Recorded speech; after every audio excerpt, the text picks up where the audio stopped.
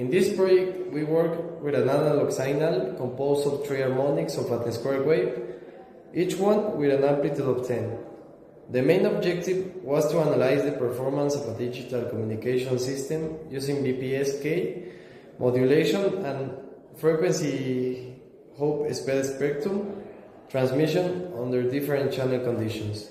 First, we generate and analyze the analog signal before converting it into a digital sequence of bits. After the digitalization process, the information was modulated using BPSK, or binary phase shift keying, which is one of the most common digital modulation techniques due to its simplicity and reliability in communication systems. Additionally, we implemented frequency hope spread spectrum, or where the carrier's frequency changes continuously following a predefined hoping sequence. This technique also improves communication security, reducing interference and increasing resistance to noise during transmission. To evaluate the behavior of the system, we analyzed two communication scenarios. The first one was an ideal channel without noise, where the transmitted information could be recovered almost perfectly. The second scenario included an additive white Gaussian noise, which simulates a realistic communication channel with interference and disturbances. We then compared the original transmitted bits with the recovered bits on the receiver side. This allows us to observe how noise affects signal quality and generates transmit errors. Another part of the project was the analysis of the BPSK constellation diagram. In the noiseless case, the constellation points remain concentrated and clearly defined. However, the AWGN noise is introduced. The points become dispersed, showing us how noise affects the symbol detection. We also analyzed the eye diagram, which is commonly used to evaluate signal quality digital communications. Through this diagram, we were able to identify the distortions, interference effects, and timing behavior in the received signal. Finally, we generated a comparison between bit error rate and signal-to-noise ratio. The results show that as the signal-to-noise ratio increases, the bit error rate decreases significantly, meaning that the communication system becomes more reliable and efficient under better channel conditions. Well, this second modulation scheme that we're using is QPSK, quadruple phase shift scheme. It is pretty similar in functioning to BPSK. In this case, we can see that it is almost essentially the same, just that in this case we divide in the bits in the I channel and the Q channel. This means that we're sending through a channel the even bits of the data stream and the odd bits of the channel stream, of the data stream. Afterwards, these two data streams, in the A phase and the Q channel, are modulated through, like BPSK, using a sine and a cosine signal that are 90 degrees between each other. These then are added up together, making the final modulated signal of QPSK. This cable is not added literally. It is the subtraction of this two signs. Afterwards, we send in as the other ones with the frequency hope and spread spectrum. We added the white Gaussian noise to compare the receiver part, the modulation. It is the spread, then we get the bits from the I channel and the Q channel, and we recombine them. This is basically doing the same process but inversely. And after that, well, we finally do get the signal that we had originally. We also have the constellation As it can be seen, it is different as BPSK as well. Now it has not 2 points, it has 4 points, and in a noisy environment it has a kind of dot across all these 4 quadrants. And finally we have the I diagrams. In this case we have to have 2 diagrams for a channel, the I channel and the Q channel. In this case it can be seen that well the I, although it's blurry, it did not close, so the data is obtained properly, is recovered properly. After that we have the GMSK. The GMSK modulation is kind of a frequency modulator, but we add this Gaussian filter before the modulation process, and basically it can be made by 2 methods. It can be made just modulating the frequency, or splitting in QPSK into I channel and Q channel. This is the professional method and the one using GSM, and that's why this simulation is the one process made. And well, basically is a continuous phase modulation. That's why in this case the constellation is pretty similar to a circle. And well, it's the same as the other modulations. We modulate it, then we send it with FHSS. We recover the sequence, they spread it, then they modulate it, recover the data bits, and well, there is the GM scaler, which is SNR curve, and it can be seen there's the theoretical and the simulated one. The simulated is the modulation we make, the data we're getting with different data begins. It's also the same for the QPSK and BPSK, just that well, as they are different modulation schemes, the SNR can be lower or greater. It depends which modulation it is. And well, it's related to the data bits sent through the channel. That's why this curve is different in each modulation. And well, that's all for this first part. This project involved working with a GSM OFDMA simulation model capable of transmitting 4 independent user messages simultaneously over a shared channel using both frequency and time multiplexing techniques. On the transmitter side, the system consists of 4 signal generators, each representing an independent user.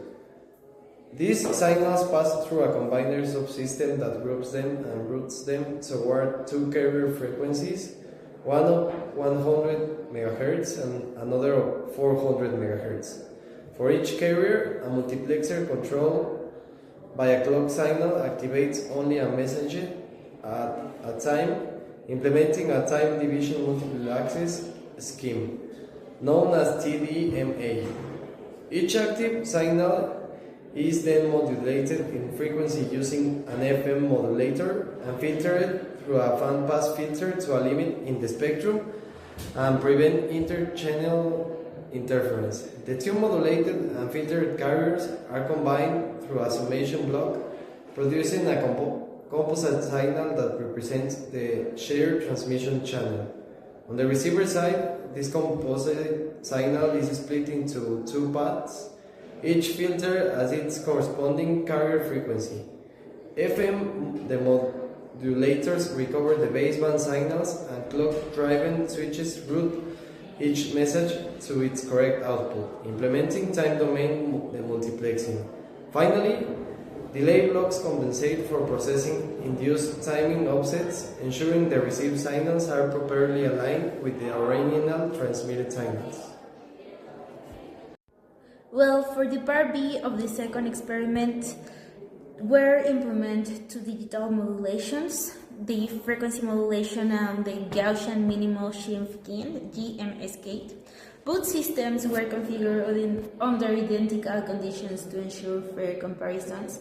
A random binary sequence of 1.2 kilobits was generated using the random function, with a fixed random scene of 7 to ensure reproducibility. The sampling frequency was set to 12 kHz with 10 samples per symbol and a bandwidth time product of 0.3. For the GMSK system, the modulator and the modulator were implemented using some commands from the toolbox of MATLAB. After modulation and demodulation, a cross-correlation alignment process was implemented between the receiver and the transmitter.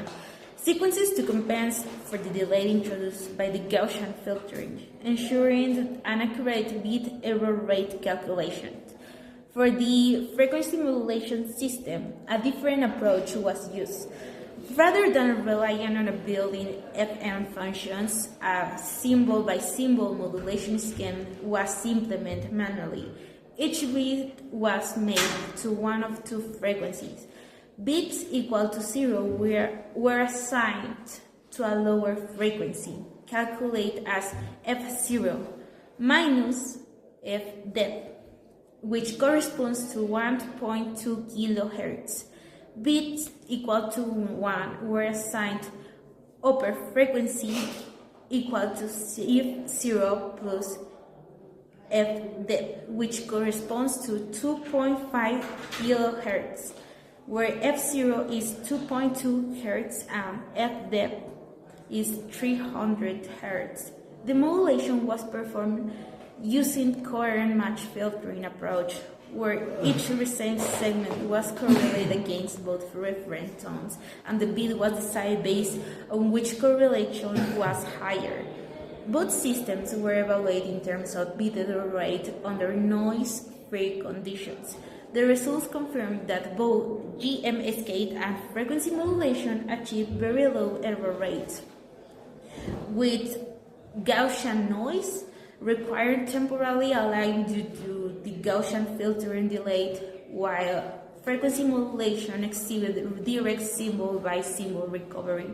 The visualization of the plotting generated included transmit bits, the demodulated waveforms, and the recover bits for each scheme, allowing a direct visual comparison of the behavior. For the third and last part of the experiments, a sequence of 2,000 bits was generated with a fixed seed of different reproducibility, using 10 samples per symbol and a bandwidth time product of 0.3. The signal was modulated with a GMSK modulator and then passed through an AWGN channel using MATLAB functions, with the SNR adjustments to account for the oversampling factor. After the modulation, cross-correlation alignment was applied to compensate for the Gaussian filtering delay, and the bit error rate was computed using the common error rate object. The signal analysis plot includes 6 subplots: the input of the bit sequence, the phase and quadratic components of the modulated GMSK signal, the signal magnitude over the time, the recovered bits, the error map, and the phase trajectory. The phase and quadrature components show smooth and continuous transition characteristics of the GMSK's continuous phase property.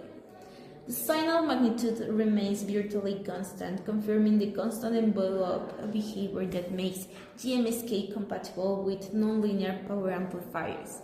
The error map shows no mismatches, yielding a bit error rate of exactly 0 under the test condition. The A diagram was constructed by overlaying successive symbol period segments of the real part of the modulated signal. The resulting plot shows a wide and well-defined eye. Opening indicate a low inter-symbol interference and a reliable timing recovery, both essential for accurate demodulation and systems like GSM. The constellation diagram obtained by sampling the The modulated signal one's first symbol shows a circular trajectory centered at the origin, which is consistent with the constant envelope and continuous phase properties of GMSK. Finally, a bit error rate versus the AB over N0 curve was generated by swapping the signal to noise ratio from 0 to 13 decibels in steps of 2 decibels. For each point, the system applied of AWGN noise, demodulated the signal, performed an alignment, and computed the simulated bit error rate. A theoretical reference curve was also plotted using the Q function approximation with an efficiency factor of 0.68, which is standard for GMSK. The simulated curve closely follows the theoretical one, validating the correct implementation of the system. At higher EB over N0 values, the simulated bit error rate reached 0, which was indicated separately on the plot to avoid issues with the logarithm scale.